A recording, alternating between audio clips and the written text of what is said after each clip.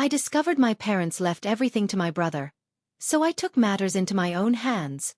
My name is Jake, and any doubt I had about my place in the family vanished the day I found out about the will.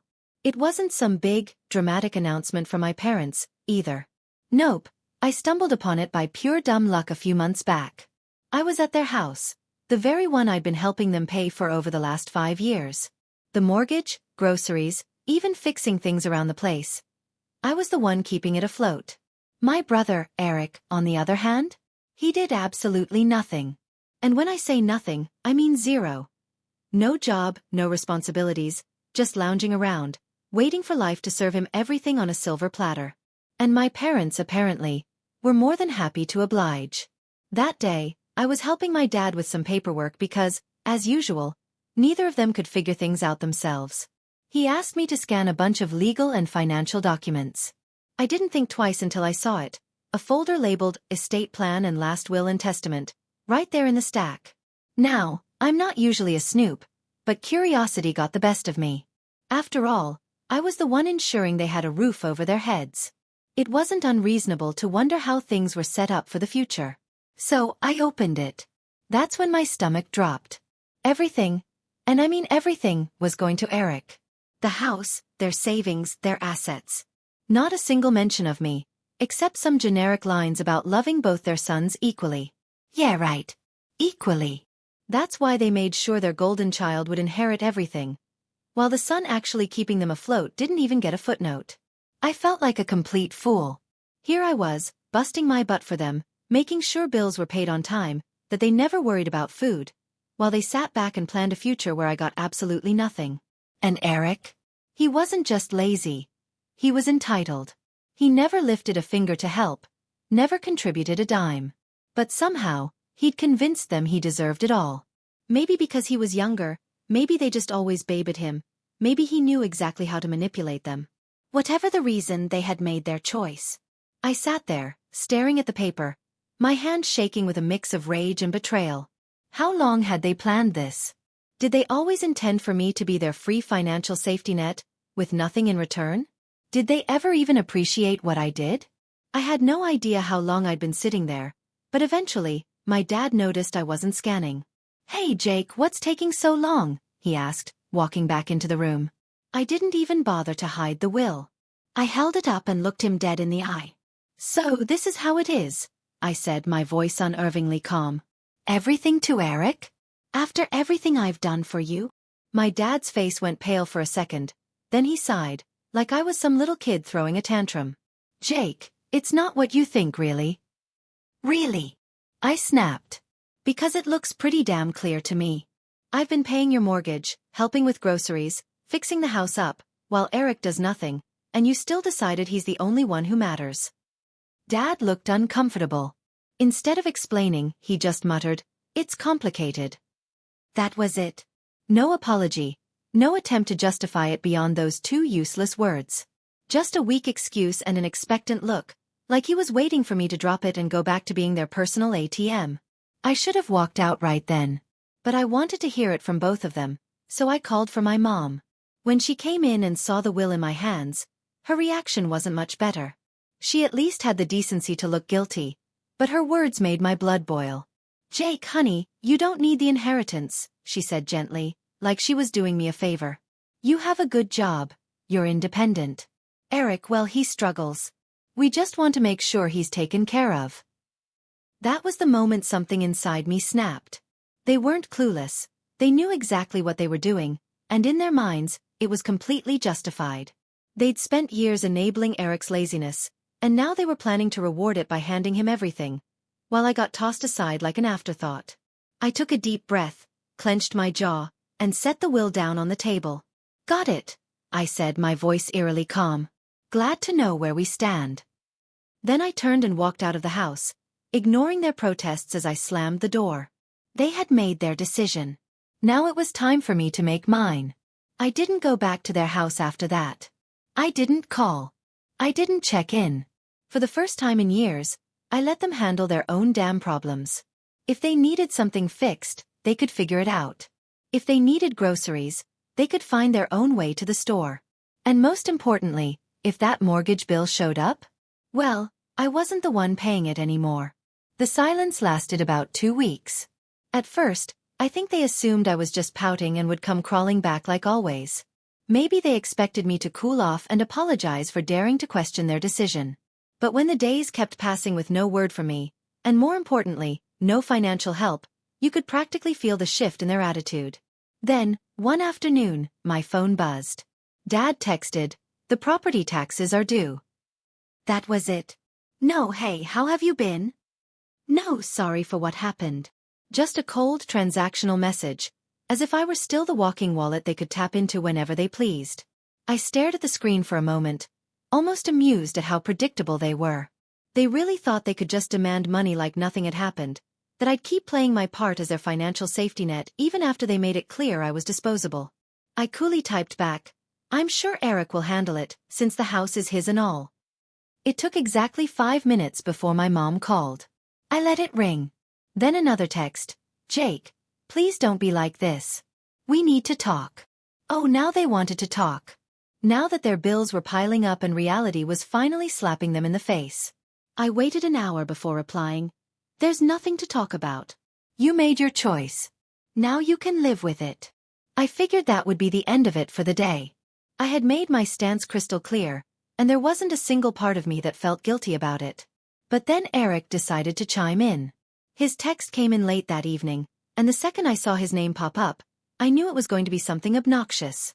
Sure enough, when I opened it, I was greeted with pure entitlement. Eric texted, "Dude, why are you being such a drama queen? It's not a big deal. Just help them out like you always do." I nearly laughed. Not a big deal? He was really acting like I had no right to be mad about this. I typed back, "No, I think you've got it covered since you're the favorite and all." Eric texted, "Oh my God, are you seriously mad about the will? Grow up, man. It's just money." Oh, now it was just money. Now that it was his to inherit, it suddenly didn't matter. The hypocrisy was astounding. I shot back, "Then you won't mind using some of that money to pay for the mortgage, right?" Silence. A few minutes later, my mom texted me again, this time going full guilt trip mode. "Jake, we're your parents. Family takes care of each other. We did so much for you growing up, and now you're just abandoning us." I had to take a deep breath to stop myself from throwing my phone across the room. Abandoning them? I had spent years making sure they never had to struggle, all while they coddled Eric and rewarded his laziness. And now that they finally had to deal with the consequences of their own decisions, I was the bad guy? I wasn't falling for it. Not this time. I responded, "You made it clear I wasn't part of the family when you left me out of the will. Now Eric can take care of you." I could imagine my mom gasping dramatically at that. She always had a flair for acting like the victim, even when she was the one in the wrong. A few minutes later, my dad sent another text, and this one had me seething. "We're not asking for much, just enough to cover the mortgage for a few more months until we figure things out. Don't be selfish." Selfish. The word made my blood boil. I had been bailing them out for years, sacrificing my own money, time, and energy to make their lives easier. I had done everything a good son was supposed to do, and how did they repay me? By making sure I got nothing in return. And now, when I was finally standing up for myself, I was the selfish one? I clenched my jaw, took a deep breath and typed back, "No. I'm done." Then I turned off my phone. They had made their choice. Now they were going to live with it. The silence lasted a day. I knew my parents wouldn't give up that easily, but I wasn't expecting what happened next. The following morning, I woke up to a notification on my phone. A bank transfer request. I frowned, unlocking my phone to check. It was from my mom. She had actually sent me a request for money, like I was some ATM. The amount: $3,500. I stared at it in disbelief, half laughing at the audacity. No message, no explanation, just a cold, shameless demand for the exact amount they needed to cover their overdue mortgage. They weren't even asking anymore. They were just assuming I'd cave. I declined it without hesitation. Not even 5 minutes later, my phone rang. It was Mom. I let it ring. Then came another text. "Jake, I know you saw the request. Why did you decline it?" I took my time before replying, "Because it's not my responsibility." Try Eric. Another call. Declined. Then another text. We're going to lose the house if you don't help us. Oh, now it was an emergency. After all those years of treating me like a walking wallet, now they were finally facing the consequences. I typed back, maybe you should have thought about that before deciding I didn't matter. A few seconds later, Dad chimed in. You're really going to let your parents become homeless? That one actually made me laugh out loud. The manipulation was so blatant, it was almost funny. They weren't broke. They weren't about to be thrown on the streets. They just didn't want to dip into their own savings because they were so used to me covering everything. I ignored them for the rest of the day. That night, I got a text from Eric. Dude, just send them the money already. You're making this a bigger deal than it is. I clenched my jaw. This entitled little prick really thought he could lecture me. I typed back. You mean the same money you're inheriting? Why don't you send it? His response came fast. You know I don't have that kind of cash right now, right? Oh, so now it was about affordability. He was perfectly fine with me draining my accounts, but the second it was his turn, suddenly he had nothing to offer. I replied, guess you better figure it out then, bro. You're the one they chose. No response. I went to bed feeling oddly at peace, like I had finally broken free from years of manipulation. But the next day, things escalated. I was at work when I got a call from my apartment's front desk. Hey Jake, your parents are here. I nearly dropped my phone. What? She hesitated before adding, they're saying it's an emergency and that you won't answer their calls. Oh my God. They showed up at my apartment just because I stopped paying their bills? I took a deep breath, pinching the bridge of my nose. Please don't let them up. I'm not expecting them. There was an awkward pause. They're being kind of pushy. I clenched my jaw. I don't care. They can leave. I hung up and immediately got a text from Mom. We're downstairs. Open the door. No question, no explanation. Just another demand. I didn't reply. Another text from Mom. Jake, we're not leaving until you talk to us. I exhaled sharply, standing from my desk. They weren't going to back down. Fine. I was about to teach them a lesson they wouldn't forget. I grabbed my keys and stormed downstairs, my blood boiling. I wasn't scared. I was furious. The sheer audacity of these people to show up at my home, uninvited, demanding money like I was their personal ATM. Not even a phone call first, not even a half-hearted apology, just a full-on ambush. They really thought they could just corner me into submission, like I was some naive kid. I yanked the door open, and there they were, Mom, Dad, and of course, Eric. All standing in a tight little formation, like they were about to stage a family intervention. Mom had her arms crossed, her classic disappointed mother look locked and loaded. Dad was standing stiff, hands in his pockets, his expression a mix of frustration and entitlement, like he couldn't believe I was actually making him do this in person. And Eric, the little leech, had the nerve to look bored, like this whole situation was just mildly inconvenient for him, like he wasn't the reason any of this was happening. The moment Mom saw me, she went full theatrics. Jake, finally. We need to talk. I leaned against the door frame, arms crossed. No. You need to leave. She blinked, as if she physically couldn't comprehend what I just said. Excuse me. You heard me. My voice was calm, controlled but firm. You don't get to just show up at my apartment demanding money. That's insane. Dad let out a sharp scoff. Are you really going to let us lose the house over a petty grudge? I let out a cold laugh. Petty grudge?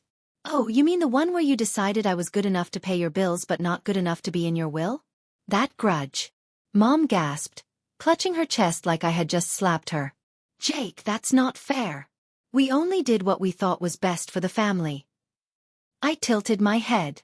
Best for the family? You mean best for Eric? Just say it. Silence. A long, heavy silence. Eric, who had been weirdly quiet until now, finally spoke up. Look, man, I don't even want to be involved in this. I didn't ask for anything. I turned to him, finally letting loose.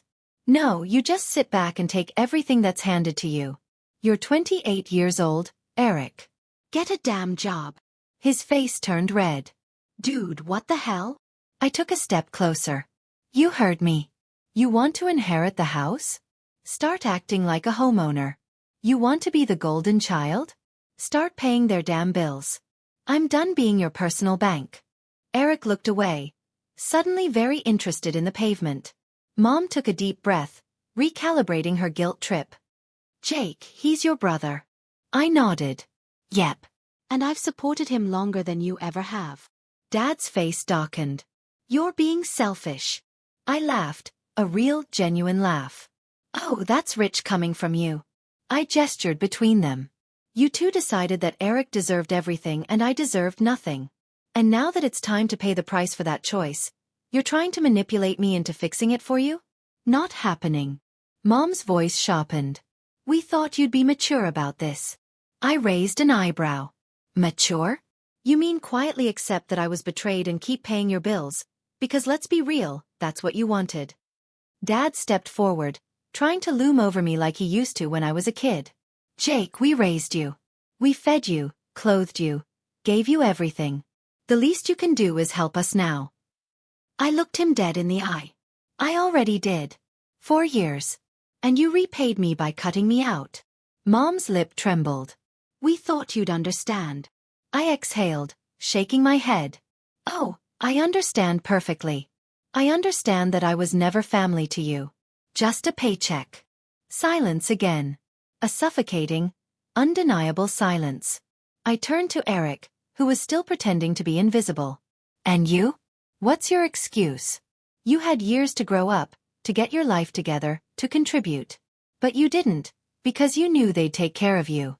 And when they're gone, you just expected me to step in, huh? Eric finally snapped. What do you want me to say, man? I didn't ask for this. I nodded slowly. Right. You didn't ask. You just benefited. His mouth opened, then closed. Nothing. He had nothing. Mom tried one last guilt trip. Jake, we're family. Family takes care of each other. I stared at her for a long moment before answering. Exactly. So why didn't you take care of me? She froze. No words, no comeback. Nothing. I let out a slow breath, feeling lighter than I had in years. We're done here. I turned and walked back inside, closing the door behind me. Before I even made it back to my couch, my phone buzzed. A new text from Dad. Wow. After everything we've done for you, you're really going to abandon us. I smirked, typing back. No. You abandoned me. I'm just finally accepting it. I hit send. Then I blocked their numbers. But I had no idea that blocking them was only going to make things worse. It didn't take long for things to spiral. Less than a day after I blocked them, I started seeing posts on Facebook. My parents had never been the most tech-savvy, but they sure knew how to air their grievances online, especially when they were feeling self-righteous. At first, I thought it was just my parents being dramatic. That was their go-to move, airing out family drama for everyone to see. But the longer I scrolled through their feeds, the more I realized this wasn't just about me not helping with bills anymore. The posts were disguised as family love, but they were thinly veiled shots at me. Mom had posted something about how she didn't raise her son to be so selfish, and how true family helps each other no matter what. A few of her friends commented along the lines of how I was a disappointment, and so out of touch with what really matters. Then Dad chimed in with his own post. So-called family should never turn their back when you need them most. We gave everything to our children and this is how we're repaid? My son, who should be helping us in our golden years, has chosen to abandon us. He tagged me, adding a passive-aggressive, I hope you're happy at the end of it. But the real kicker came from Eric. I should have known he'd get in on the drama. He shared a post that was brimming with falsehoods. Some people think that family is just about money. They don't understand that family is about love and sacrifice.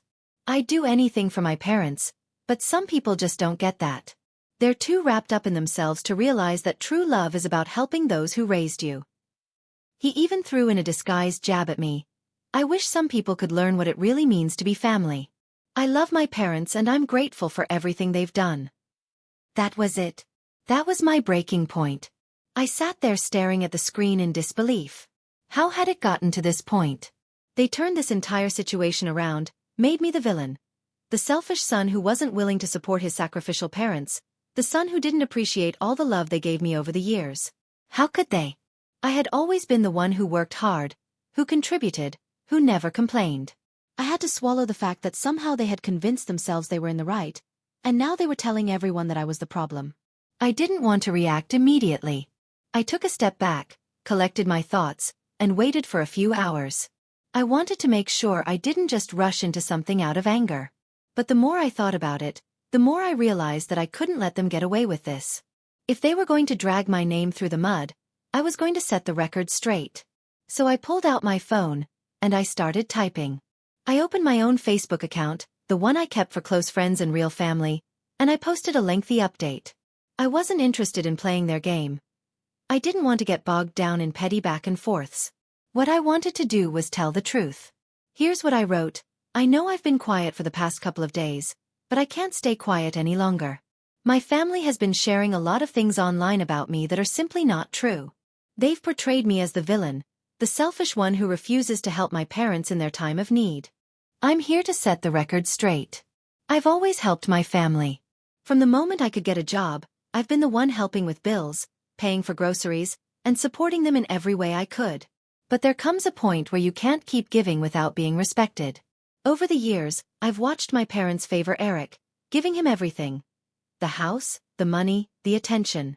Meanwhile, I was expected to just keep giving, without ever being considered as equal. I'm sure some of you might be reading this and thinking, well, that's just how family works. But here's the truth. Family should be a two-way street. When I found out that my parents left everything to Eric in their will, I realized how one-sided this entire relationship had been. They didn't even consider me, not even for a moment. They've made it clear that I'm just the one they can count on when things get rough, but never the one they actually want around unless it's convenient for them.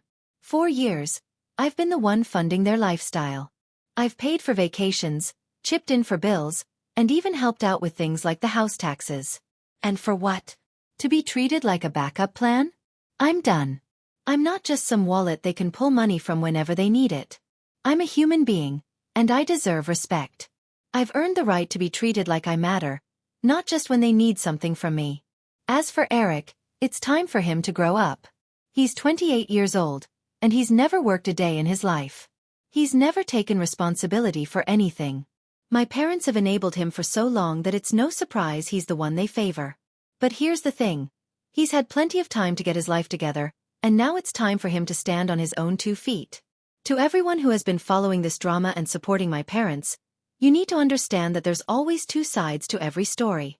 Yes, family is important, but it's also about mutual respect.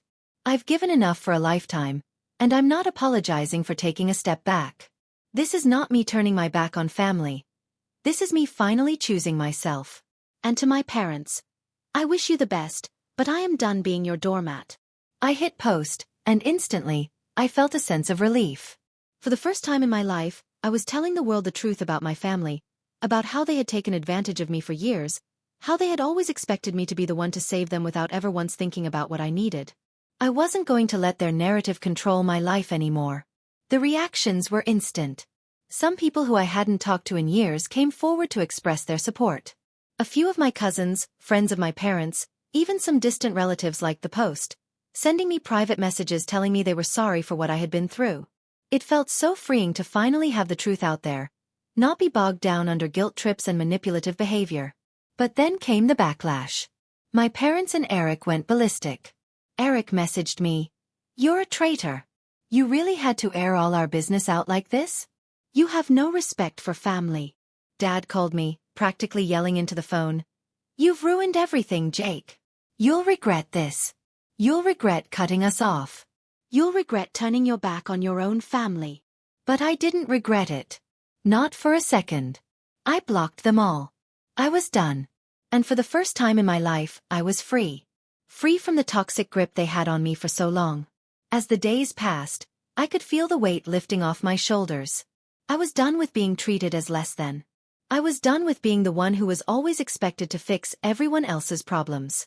And now, I finally had the freedom to live my own life, on my terms.